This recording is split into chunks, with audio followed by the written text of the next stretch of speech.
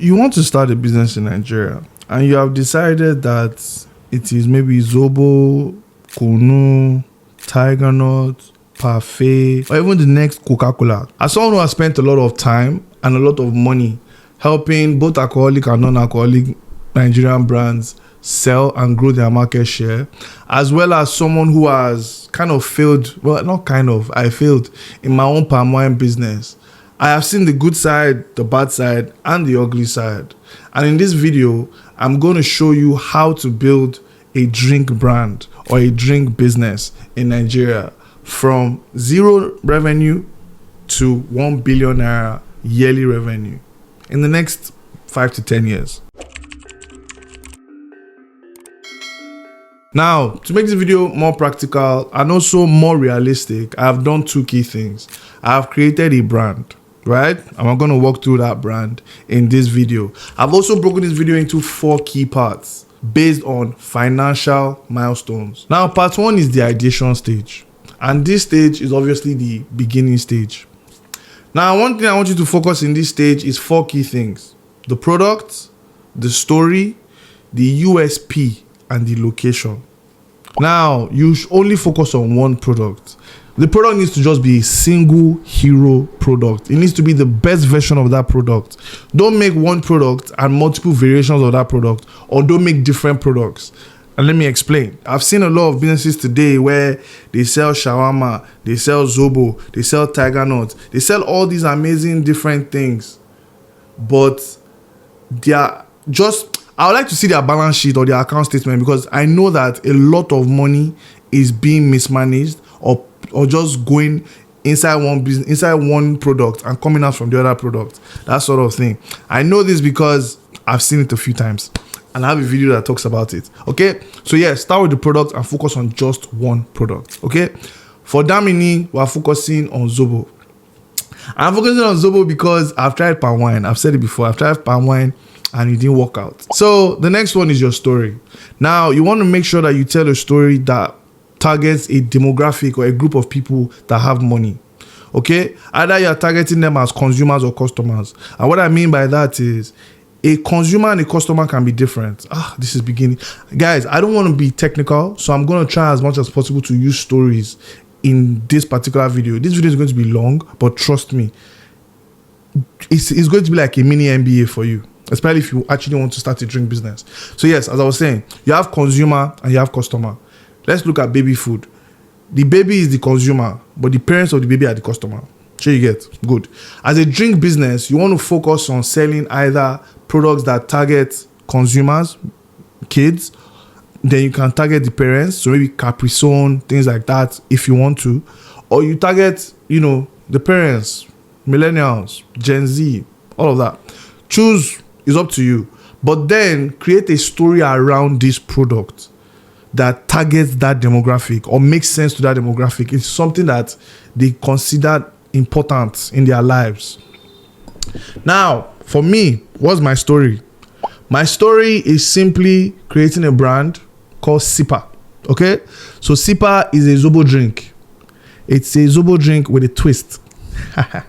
It's a Zobo drink with a twist where we focus more on providing a healthier, version or a healthier energy drink, something like that, but it is just Zobo. Now, when it comes to unique selling points, there are certain levers you can pull. So it could be product quality, product quantity, or product price. The other USPs you can pull, to build on people's emotions and nostalgia. But the common Nigerian, which is the masses, focus on those 3 key things: product, quality, quantity, or price. Now, what Sipa is going to do here is we're going to combine 2.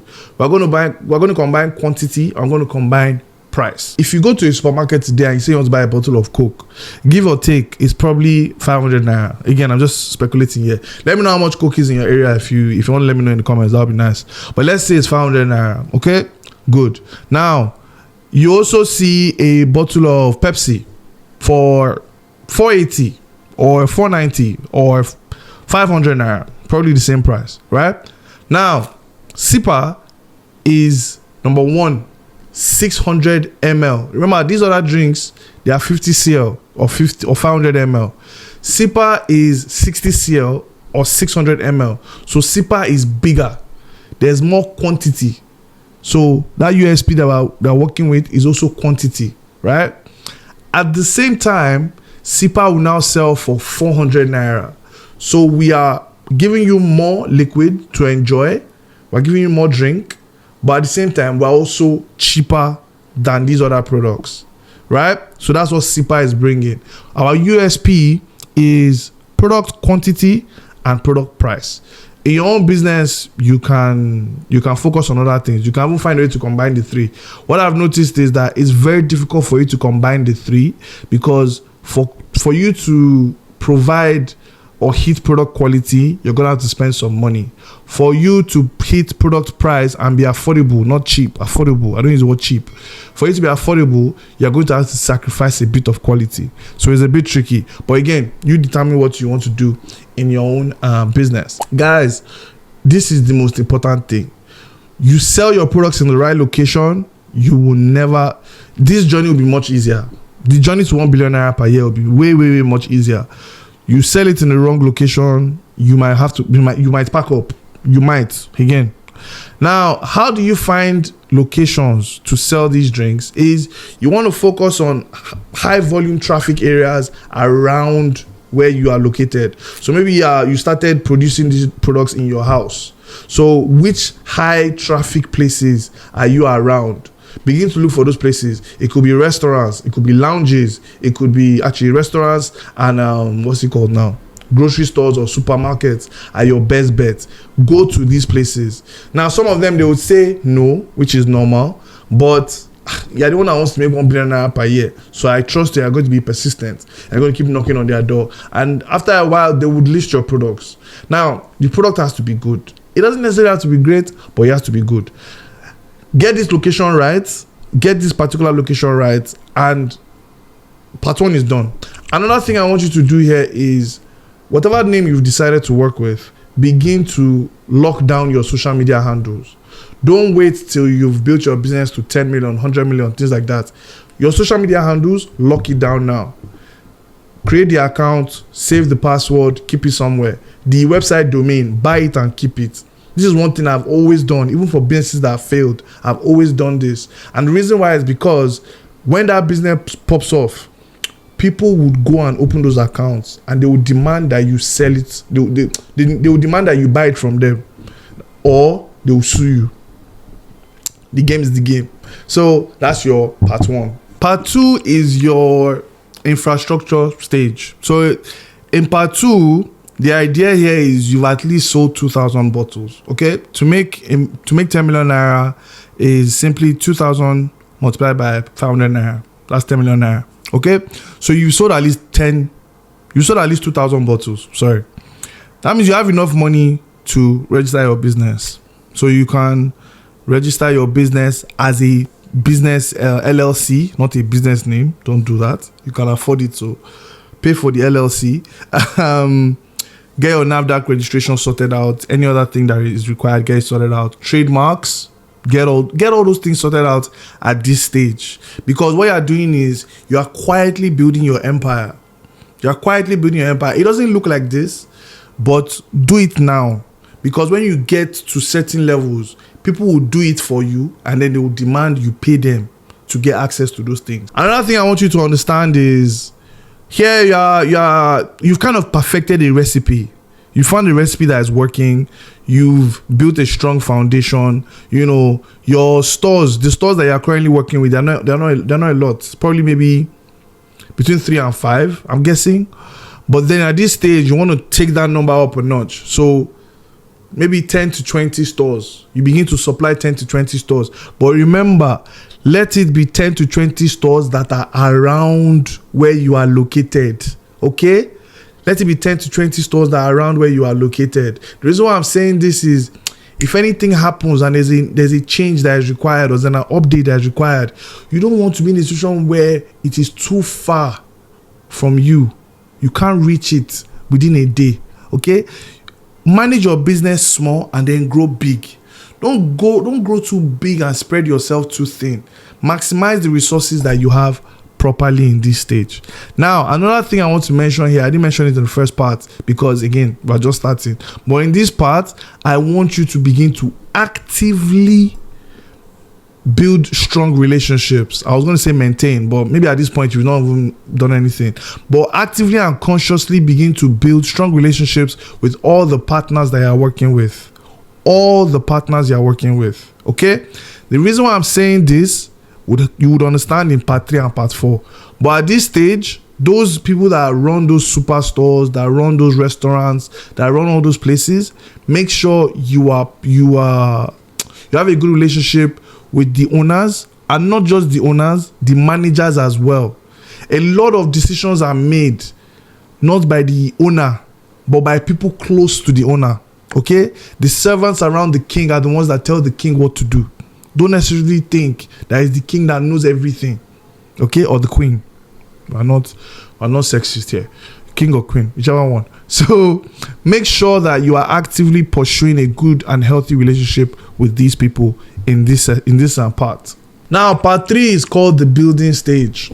And the reason why I call it the building stage is because your major task in building 100 million naira per year business is for you to actively begin to build what they call a moat for your business. Okay? So in the olden days, a moat is simply a kingdom or a city or a village is surrounded by water, and there's only one way to access that part of the land. Now, in this particular part 3, in this building stage, you are going to start building your moat. You don't build the moat when you get to the top. You build the moat now. Okay? You build the moat now. And this is why the foundations are very, very important in part 1. You can't just well, you can if you want to, but you're going to suffer a lot. But you can't just kind of dance your way to 1 billion. Nah, it's not gonna happen. It's not gonna happen. So you need to build a moat, and there are 4 types of moat you're gonna build. The first moat is online media. Now, according to Statista, there are 107 million internet users in Nigeria today. Okay? That is your first moat. Some of those people are your customers. Those people are on Instagram, they're on TikTok, they're on Google, they're on all these platforms. So you want to leverage these platforms and begin to build a presence on these platforms that can leverage a moat. So these platforms will help you begin to have direct communication. Remember that social media I spoke about in what's it called? Part 1. This is where you begin to actively use them. You don't use them. You at part 1 and part 2, you're too busy doing the day-to-day.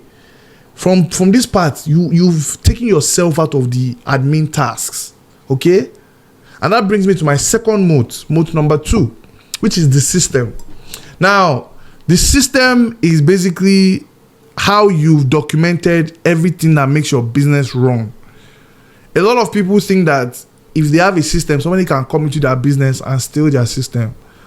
The problem you need to understand is to build 100 million naira per year business, somebody cannot just walk into your business and steal it overnight. Is impossible. Obviously, there are certain things that you would keep private. So maybe your recipe. Till today, I don't believe everybody has access to the Coca-Cola recipe. Something like that. Okay?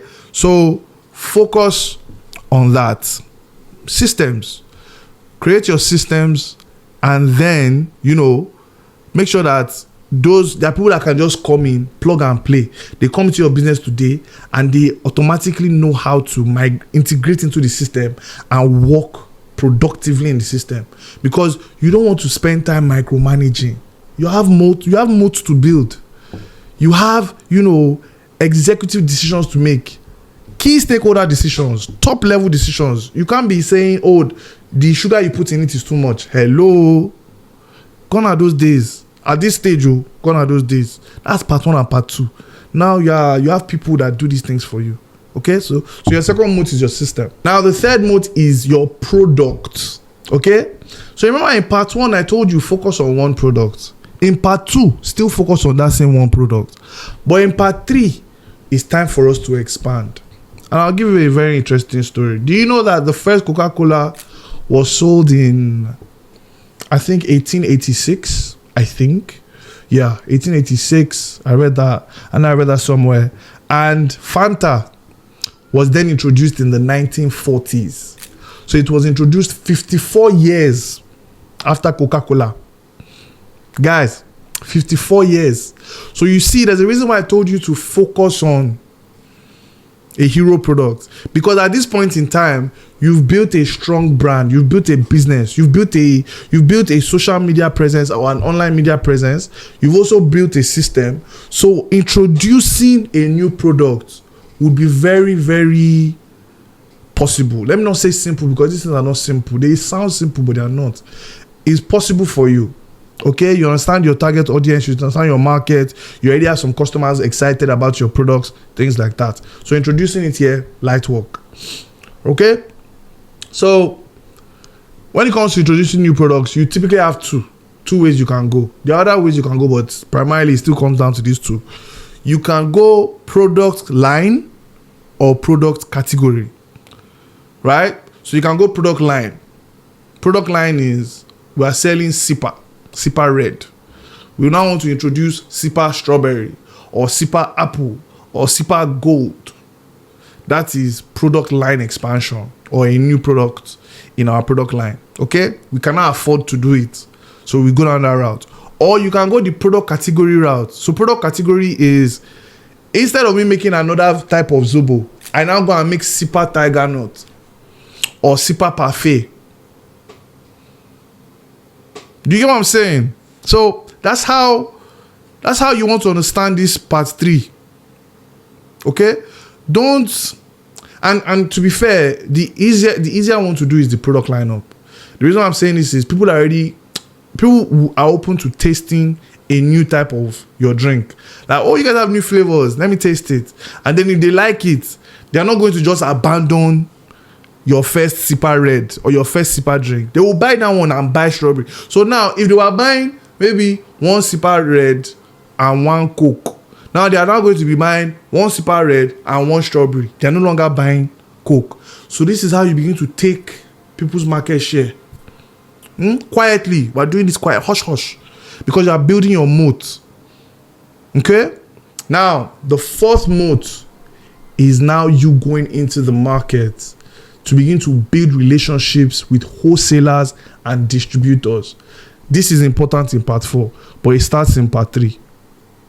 You want certain distributors to feel like they are early stage into your success. They are part of your early stage major journey or your early stage big jump. I'm not telling you to now go to 100 stores or go to 1,000 supermarkets, or don't do that. Instead, you've already built a good relationship. You probably by this time have at least maybe like 30 to 50 supermarkets that your products are stocked in. Amazing. You don't need more. That's not where the expansion comes in. The expansion comes when you take it directly into the market. So you go and look for those big mummies, those big daddies. You know what I'm talking about? No. Well, if you need to go to the market to see what I'm talking about. You understand why I'm calling them big mummies and big daddies. So you go there and you begin to speak to them that you have this product, mommy, you speak. Again, these people are very cultural. They're very cultural. What's the word I'm looking for here? They are very cultural. What's the word I'm looking for here, guys? They shall love culture. Okay, they are very they are grounded in their culture, and they value it way more than we modern day millennials and modern day Gen Z, things like that, even modern day Gen X. So you want to make sure that when you approach these people, you approach them based on the culture they understand. So if it's a Yoruba situation, make sure that you speak the Yoruba. Don't carry an interpreter there to speak the Yoruba throughout. Once in a while, speak the Yoruba, let them laugh at you or mock you or something, but make sure you're there. If it sit down beside them, say mommy, because these people, they are big mummies and they have Jesus Christ is Lord, they have money. Let me just put it like that. They have so sit down beside them, let them understand that they are going to play a huge role in the next step in part 4. Now in this stage, a lot is happening. Money is coming. People are calling your phone, saying, praying for you. People are only God knows what they are doing, probably asking you to help them, come and sponsor certain events, all of that. Amazing. You know, you're on a roll. Now you can continue with part 3 and you will genuinely hit 1 billion. You might not hit it as fast as you want, but you will still hit that billion. But if you really want to speed things up, this is what we're going to do. Now, let me introduce you to a guy called Igor Ansov. So Igor Ansov is a Russian mathematician. Actually, no, he's a Russian American. They always make sure we put those two, Russian American. He's a Russian American that was a mathematician and also a businessman, right? And he created something called the Ansov matrix. Now, a lot of the things we've done in part 1, part 2, part 3 are market development activities from the Ansov matrix. But in part 4, building a billionaire business, a billionaire per year business, you now need to start doing what they call market penetration activities, right? Again, it sounds a bit technical, but we're going to make it very, very simple. With market penetration activities, we're going to focus on one strategy. Push, pull. Push, pull, right? And what that means is you are pushing products into the market and then you are pulling those same products out of the market. That's why they call it push and pull. Okay? Let me start with push. So for the push plan, your key focus, those wholesalers, those distributors, those big mommies and daddies, this is when they come to play. Okay? They are the ones that will buy your products in bulk. They are the ones that will take orders in bulk. And when I say bulk, I mean heavy bulk. Now, all the stores that you've been building a very good relationship with them, those stores, you're going to stop supplying them. Because now, those big mommies and big daddies are the ones that will now be directly supplying them. This is why you want to continue and consistently maintain those relationships. You are playing the long game here. So you maintain those relationships. As you are building your company culture and structure, you are bringing people in. You want to make them understand that these things are very, very vital. The guy that started Walmart, Sam Walton, you guys should read his book, Made in America. This is exactly the values of what they used to build a very strong business that still stands till today and is heavily profitable. Okay? So that's what you're going to do here. Those relationships with the superstores, the supermarket, the restaurants, they're going to start taking stock out from your big mommies and big daddies. They're not taking stock from you anymore because now you're now supplying those big mommies and big daddies. And this is why I told you that you don't want to spend your time expanding into 1,000 stores, 2,000 stores, all of that. You don't need it. Because once products begin to move and your big mommies and big daddies see you, how your stock is moving, they are the ones that will now begin to introduce your stock and your products to other supermarkets. They're the ones that will begin to do all those heavy lifting for you. And they know more people than you. Those people that are coming to come and buy Coke from them, who do you think will say, it's true, we now have this product, Sipa. I think it's a Zobo, but fancy Zobo. Something like that. And that's honestly how they speak. And, that's how your product begins to move. Now, you want to get other wholesalers involved. You have your key wholesalers, your first level partners, let's call them that. At the same time, you're going to bring in other people. Now, to get those other people involved, you're going to you're going to do two things. So you're going to start to provide what they call POSM materials. So point of sale merchandise. So parasols, danglers, chillers. See that chillers one to cause problems. But yeah, chillers. You're going to start bringing these things into the market. I'm going to be strategically, placing it in, different places. Speaking of markets, I have this market guide, Nigerian Major Markets Guide. It is free.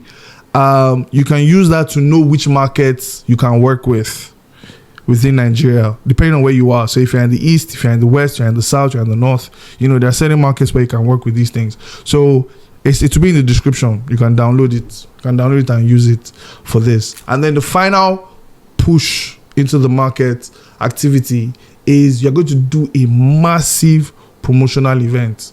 So a massive promotional event is basically a sales event for people to hit a certain sales target and win a very, very big prize. So for SIPA, we're giving out a Jeep. We're giving out a Jeep for our own promo event. But for you, it doesn't have to be that extensive. You could give out solar panels and inverters. You could give out generators. You could give out freezers. People love freezers. You could give out you can give out a trip to Bali, things like that. But remember, your key partners, you don't want to make them jealous. You know, so always make sure that that relationship is heavily nurtured. Make sure that relationship is heavily nurtured, and most likely, most of the time, they are the ones that end up winning majority of your prizes. It's not nepotism. Some people think it's nepotism, but the game is the game. It is what it is. It's not nepotism. But yeah, and that's pretty much your push. That's your push strategy right there. All the tactics that will get you to achieve your push strategy. Start with those. Now for pull, the pull strategy tactics are a bit more interesting, and there are a lot you can do. But I'm just going to give you two. Number one, create an event. Create an event, and the reason why I say you create an event is because Nigerians love events. It would create social media buzz. If done right, it would also have a very, very good turnout. Things like that. So create an event, like maybe link up with Jameson or the Hennessy Cypher, whatever it might be. Just make sure that it is an event that is relevant to your product and relevant to your audience. The story that you've been preaching since part 1 is not in part 4 that the story will change. No, there's a reason why we started it in part 1. So that story must maintain all the way to this part 4. The next one is you pick a brand ambassador. It works very well. So in terms of the financials, it is more expensive to actually pick a brand ambassador, but in terms of operational spends, it is very, very straightforward. The brand ambassador does most of the heavy lifting for you. Now, when you're picking ambassadors, make sure you pick ambassadors that are relevant to your brand, and they have to be lifestyle ambassadors. At least your first set of ambassadors should be lifestyle-led ambassadors. You don't want to pick a healthy, driven influencer that is not a lifestyle influencer, or most of their content just focuses on health and fitness, because people would think that your drink is now associated with just gym bros or gym girls or going to the gym. No, you are building a lifestyle drink, right? You're building a lifestyle drink. You're building a drink that is for everybody, both male, female, and everything in between. You get what I mean? So for brand ambassadors, you will probably look at people like Toby Bakare or Bakre, Nancy Sime, Bumi George, K. Henshaw, people like that. You want to look at people that are lifestyle influencers, right? But they create a lot of content around health and fitness. Now, all this business that we've spoken about, all this knowledge that I've shared today, there's a reason why I have it. And that's because I've seen a lot of shege, right? I've seen a lot of shege, and I talk about that shege in this video.